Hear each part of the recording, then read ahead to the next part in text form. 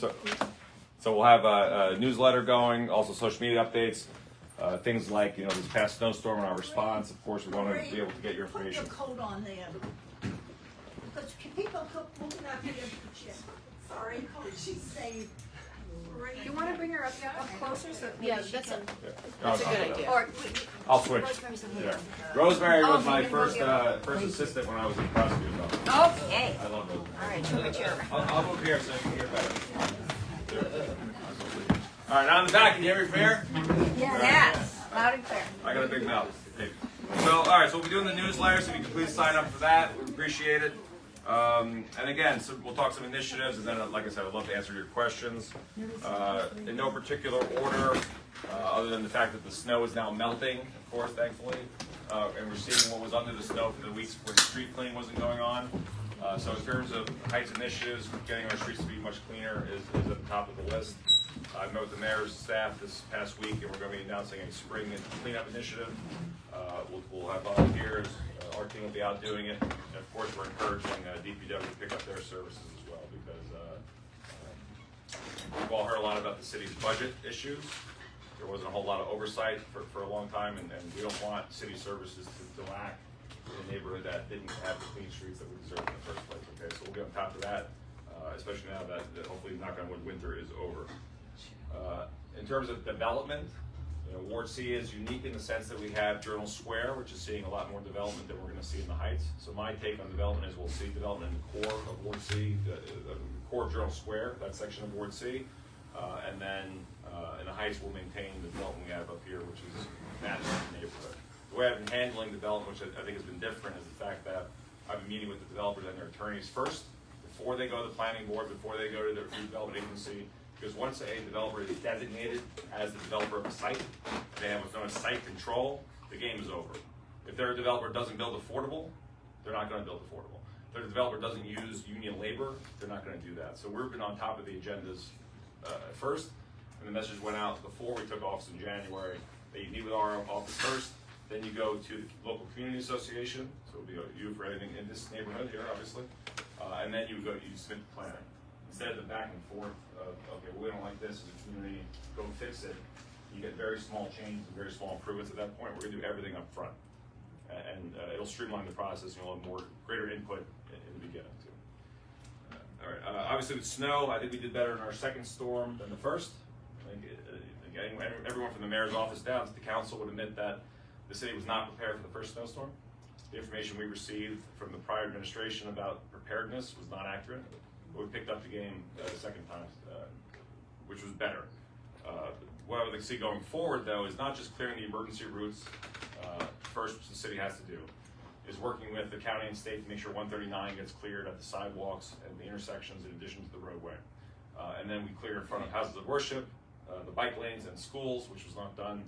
And again, a learning curve from the first storm into the second. And we're going to pick up, hopefully, again, it doesn't snow the rest of the year, but we'll be ready going forward.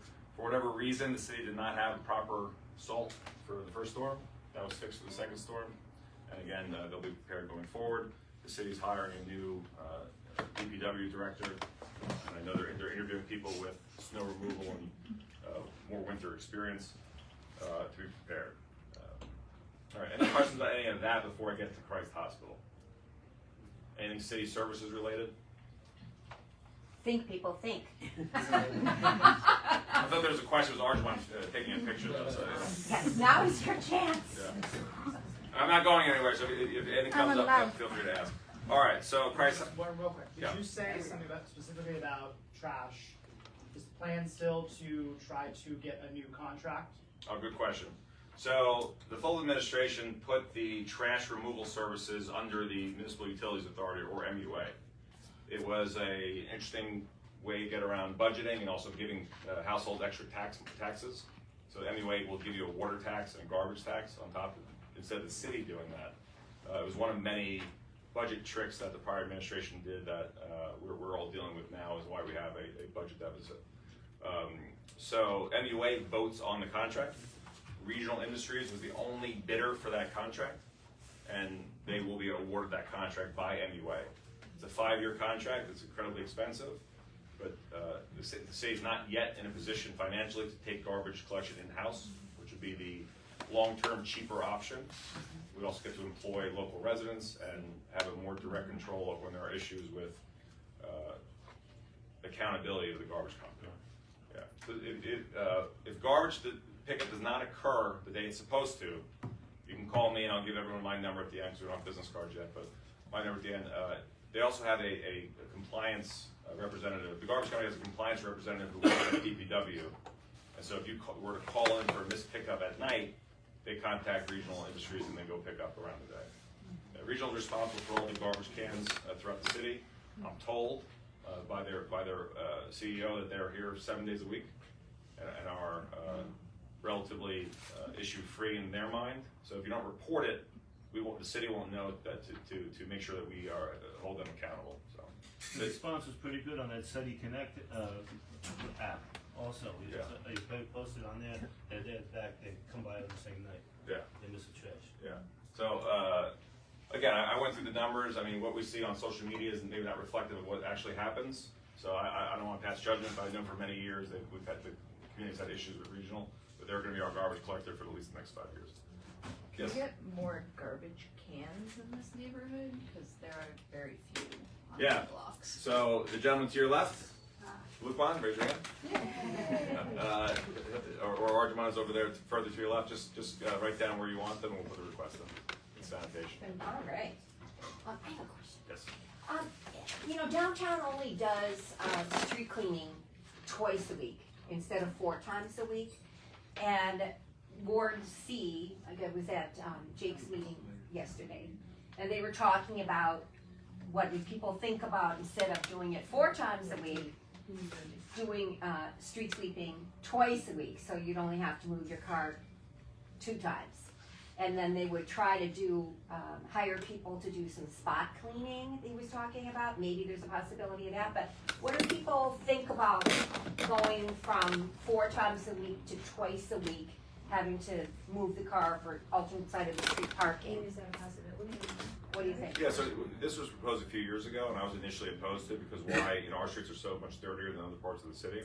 But then it dawned on me too, is if it's good enough, if downtown's getting it taken care of 2 days a week and their streets are relatively in better shape than ours, where's the accountability there?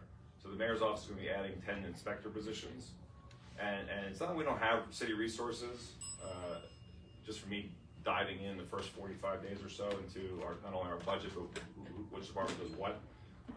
Very top heavy in terms of who's getting to the nitty gritty, and every worker, let's use DPW as an example. Every supervisor or worker I talk to is just give us the resources we want to do the job, and so we have to make sure that the resources are there, the equipment's there, and I'm told we have everything we need to be successful. Just not it was not yet deployed properly. Yeah, it seemed like there were too many people at the top and not enough, boots on the street, That's feet on the street, that's what I understand to be doing true. the actual job, right? Yeah, so we have city inspectors. They should be following around the street sweeper or the, if there's a missed pickup and there's got to be extra accountability. I know our parking authority does a great job to make sure the cars are moved out of the way. Maybe we add say, hey, this is missed. The street doesn't look good. You need to do another round of it. Again, that's something I think we're going to see with the new DPW director too. What about the sidewalks? Somebody is checking the sidewalk? Walk on St. Paul's Avenue. Yeah. Garbage everywhere. It's terrible. Yeah. And inspectors are not here. Nobody is checking. Great. Because our owners live in different areas. Doesn't matter. They live in the house and they do garbage. I'm gonna sit here. You're welcome. Hi, how are you? I'm not stalling the answer. Don't worry. We're not going to talk about this. What do we see for our streets, right? I mean, a lot of it's personal responsibility, and then the out-of-town landlords that don't take care of their properties have always been a problem. Getting them ticketed, being more serious about the fines, being more. Yeah, but nobody does it. Nobody gives the tickets. Nobody checks anything. That's the deployment of resource that needs to improve. Yeah. Is that what the 10 inspectors are gonna be doing? The 10 new inspectors? They haven't. The mayor's office hasn't told us what they want them to do, but I know what we need an award for them to do. So the conversation with the current DPW director is deploy resources for compliance and accountability. Yeah, because years ago, because we've lived here a long time, under Brett Schundler, they had, what was the name of the quality inspection group that used to go around? Quality of Life.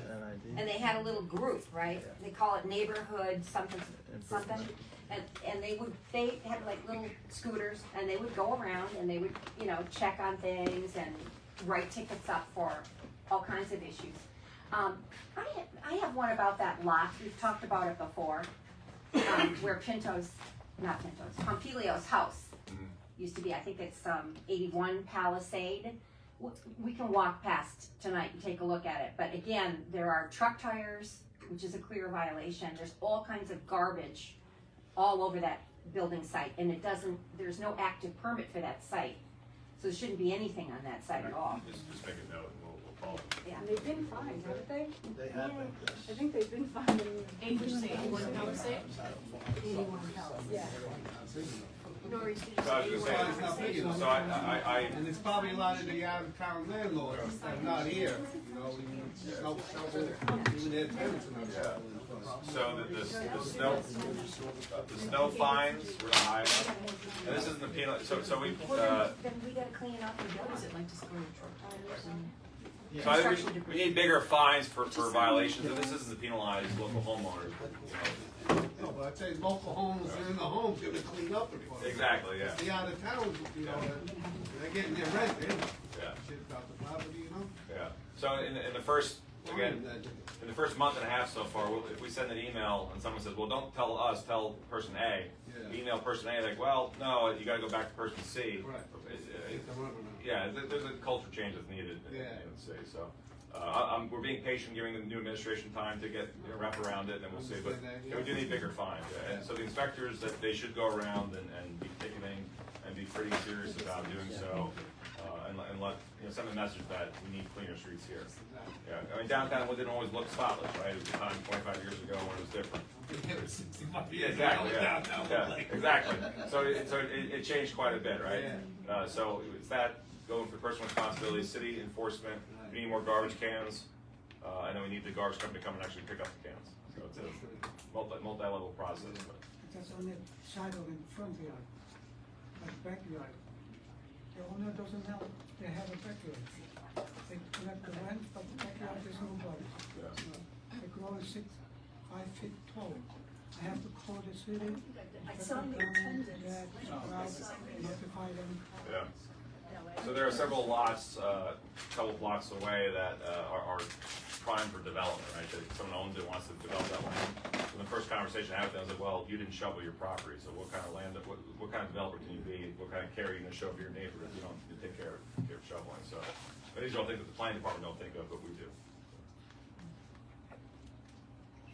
Any other quality of life questions? Potholes? Yeah. There's a new division, Brian Mills from the city is gonna run the new division for the city. We have pothole, I don't know what it's called, the pothole filling committee. Division, yeah.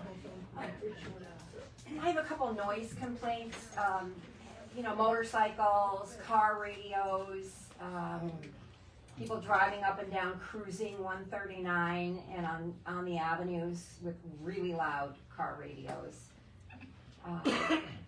Anybody else notice anything about noise kind of issues or? Well, we have, I'm happy to call the Rich Bojan special. The motorcycle cops are coming back. Rich's been talking about that. Cabinet Council, former council's been talking about that for many years. So they're coming back with the weather. So in terms of traffic enforcement, double park, all revenue gaining opportunities for the city too, but quality of life, bed, driver activity, hopefully noise complaints with the cars be able to track easier, double park cars that you see that slow response time and make traffic worse. Yeah, because spring is coming back. Last year we had like 3-wheelers and people doing, wheelies up and down. It's scary. You go to other cities, like I went to Philadelphia and there were about 40 of them cruising around Philadelphia. And I don't want to see that happen here. I'd like to see this get nipped in the bud pretty quickly. Yeah, so in terms of policing and public safety, our acting public safety director is Anthony Ambrose. He's a very experienced, retired police officer from Newark. I did a lot of work with Essex County, the prosecutor's office there. Their crime rate dropped significantly. And while we don't have the crime rate that New York does, of course, but in terms of a culture change again in the police department, I think we're gonna see different enforcement techniques coming too. Now, did the motorcycle guys start already, or is that They coming? were, well, they were out in the parade on Saturday, so okay, that's their good. parade, yeah. You have to fix the potholes first before the motorcycle. Yes. That would be a disaster. There's a lot to be done in our ward in our city, but it's a step-by-step process and very by the book will be good, yeah. Any other questions before we get to Christ Hospital? And then oh, yes, sir. What would it take to bring the garbage contract back under municipal control and not the utility authority? Yeah, right now, say the contract wasn't awarded to Yeah. regional, say we need significant money up front to purchase the trucks or lease the trucks, and then hire the staff, which we're not capable of doing right now. Yeah. But like the city, once that's available, the city can take the contract back or control over the contract, or is, like, I guess that's my question, is how does that process actually work? Yeah, so there are terms waited to end the contract with regional. Look at this, every garbage can, every big container you see is owned by regional. Not the garbage cans themselves, but like the big, like say at the schools, for example, all the garbage that gets dumped by the schools into the garbage, into the big container, that's owned by regional. So we'd have to replace all those, hire the staff, and then all the equipment. Not gonna be 5 years. Yeah. So again, that's not something the city council votes on anymore. It went to the MUA, and the MUA, I think you voted on it after the last meeting. So that, look at the garbage, they do residential and like the school, they do the whole contract? Regional does, and then the other company you'll see a lot is Waste Management, WM. They do some of the private developments, privately owned buildings, yeah. So the way, go ahead, you guys first. Who does compost? That's a good question, I don't know, I'll find that out. There used to be community compost co, Yeah. and then I think they stopped them in New Jersey City, but I don't know what to do. But I use the Pershing Field one, but they're collecting. That's a good, we'll find that out for you. So any major service that the city does not do in-house, like garbage collection, it goes, there's a bidding process. So regional industries bids for this contract. They say, okay, we want to be competitive. We're going to say we can do it for X amount of $1 million a year, and usually the lowest qualified bidder will be the one that gets the contract. Regional is the only one that bids. Alright. So there's an opening there, folks. Yeah. Let's Start a garbage company. do it. Waste management. Do it. So some of my council colleagues on the dais have said something a little more like Soprano state about the whole thing. Right. I don't want to get into that, but they're going bidder. So the only options for garbage collection going forward after the next 5 years, assuming there's no breach of contract, in-house, whether you have with the JCIA or the city, or through regional or different garbage companies. All right, feel free to pepper in questions. I'm going to start on Christ Hospital, then I'll turn it over to our resident expert about the status. All right, so I think it's fair to say everyone in the mayor's office and on the council is opposed to what's going on here. And so, but that's lip service, right? What do we do to stop it? We were at the council meeting, the last meeting 2 weeks ago. It was Wednesday at 9:30. They sent an email, HRA sent the email saying, hey, we have an emergency meeting tomorrow morning at 10 a.m. or 9 a.m. We're closing the emergency room in 2 days. All right. And so we were on the call with their chief doctor, with their rep, and you recall a lot of us, including the former council, we were all here for that press conference saying we're going to work together, we're going to be transparent, we're going to keep this hospital open. By the way, we're changing the name of it, but we're going to keep it open. None of that happened. And so when the doctor said, well, we've been transparent, I interrupted and said, you've been everything but transparent. You can't tell the council, the governing body of the second largest city in the state, that you're closing major healthcare facilities for the city, second hospital in the city in 2 days. So what I think is clear that happened, I don't want to subject myself to litigation, but what I would venture a guess happened is they know that this land is very valuable, right? And it overlooks the city, right? And so Are there challenges of operating a hospital here? Sure, financial challenge, right? Especially in the profit model they wanted. However, when you close down the parking deck, which people who drive here to visit or to park if they have non-emergent issues, park and go to the hospital, that's a problem. When you start closing wing by wing of all the services, then fewer people are going to come to this hospital. They will go to medical center. They will go up to, depending on where they live, they'll go up to Hackensack Palisades in North Bergen, or Edgewater, but up north. They will go to Hoboken Hospital or Bayonne, Bayonne Hospital, that's far further away. And they stopped coming here. That's what they told us. They said, well, we only had 20 people in the emergency room one day. We're hearing very troubling allegations about practices that happen there. Again, I won't necessarily go into, it's for a different conversation that the state should investigate, but that seems to be a systemic dismantling of healthcare in the Heights. Yeah. All right. So, not saying anything we don't agree with, right? So what happens next is my position. I think that also my council counterpart Jake Efros and Ward D, up the road a bit, believe that no redevelopment plan should be seen by this city as a bargaining tool for healthcare access and having quality healthcare in the Heights. So what are the other options? Is the city can take legal steps, and we've asked the law department to look into doing so, to find an operator who can operate here successfully and safely and transparently to do so. Or similar to what the petition says, is to ask the state to intervene. So there's no solution here without the state's intervention. So keep pushing. Yeah, I know you are. Our state senators, both Raj Mukherjee and Angela McKnight, they're both on the calls. Our state assembly people, email everyone on the council, because this affects everyone in the city. I mean, the way they, it's just not, in an emergent situation, you can't get from here down to medical center in a life-threatening situation, right?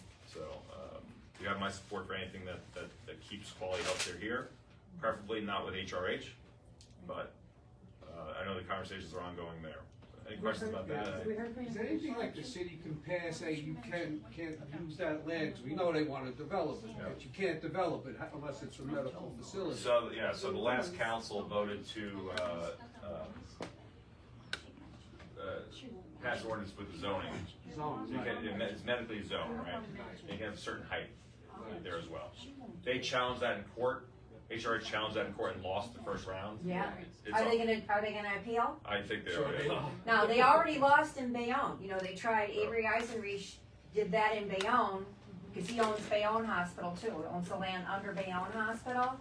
Bayonne changed the zoning so that they would have a hospital, and they eliminated assisted living, which is what he does. Avery Eisenreich owns Alaris Health. So he owns the one in Jersey City, and he owns 5 others across the state of New Jersey. So Bayonne changed their zoning. He sued. I think Bayonne lost at the first level, or they appealed, and it went, but they won at the appellate level. So Bayonne was allowed to uphold its zoning to protect their medical district. So we need to stand firm, with protecting the medical district. There are the land that's north of the emergency room. So think the emergency room, think north, all along where they have that surface parking. That was given to the hospital in 1978. The city used eminent domain, and they did it by ordinance. They took out the buildings that were there, and they gave it to Christ Hospital to be used for medical purposes. So we have Becky Hoffman from Riverview went down to the library and found that original ordinance, and we have sent it to the city. Mayor Solomon says he has given it to Corporation Council to review, but if it's not being used, if this is now a redevelopment plan, and it clearly is with this owner, that's public land that was given to them. And it's in the master plan that it's suggested that that be taken back and used as a promenade or open space. So that suggestion is in the master plan, which gives it some gravitas, right? Gives it some substance that it's in there. So, if you keep an eye on that, Also, they owe the city $1.7 million in back taxes. They also owe the county. They have the state too, there's a fine that they haven't paid yet. When will liens be put on these? Because this is what squeezes them, you know, about not making as much money as they want to. So we're hoping that those things will help. So if we can it follow goes up that way. Yeah, like when will we see liens put on them? Because they're in arrears for a couple of years now. I had my doctor's in the doctor's building. Anybody else here have a doctor that's at 142 Palisade? Yeah, I do. I have You all do? my doctors on one Oh, floor. so yeah, two of mine are over there. I was there 3 weeks ago. The water was pouring through the ceiling tiles on the second floor, and I'm talking pouring, not just a drip, drip, Yeah. pouring. The doctors there have told me they haven't had a lease since 2024. The heat's uncontrollable. If it's on, it's 95 degrees, or it's cold, one or the other. They need evidently a new condenser, and Avery Eisenreich hasn't installed that. The front door to the facility it won't close. The little eye sees you and it bounces back, so they cannot close that front door to that building. So again, this is like a dirty landlord trick to vacate that daycare center across the street. How many years has that been empty? Anybody remember? 25 sounds right. 25, right? It's been empty. Right. So, we have watched them grab, it's a land grab, take property, knock buildings down. There were 3 little mansions between the hospital and the doctor's building in 2008. They owned 2 out of the 3. They got the 3rd one, and they went to demo them. The Historic Commission came out against the demolition of those 3 buildings, but they demoed them anyway. The new owners of the nurses school, they applied for a demo permit a year and a half ago, and it was denied.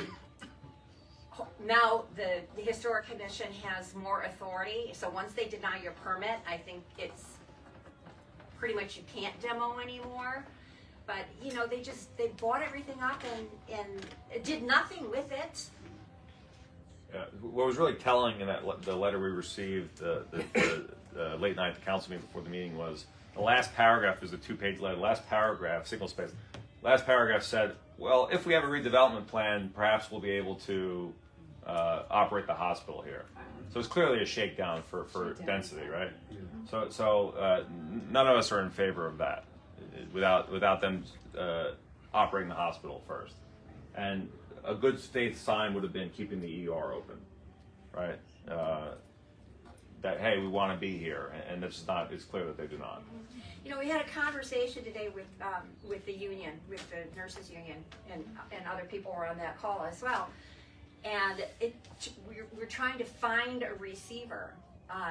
And we had the conversation that Jersey City used to run the medical center. So somewhere within our institutional memory, there are people who remember how that is done. The receiver would not be responsible for the cost of running the facility. HRH can be billed back for any of the costs to run. The receiver is not responsible for the costs. But we need a receiver to at least keep the emergency room open, because there's a license that has to stay active. And if that license is transferred, then it becomes much more difficult to reopen this facility.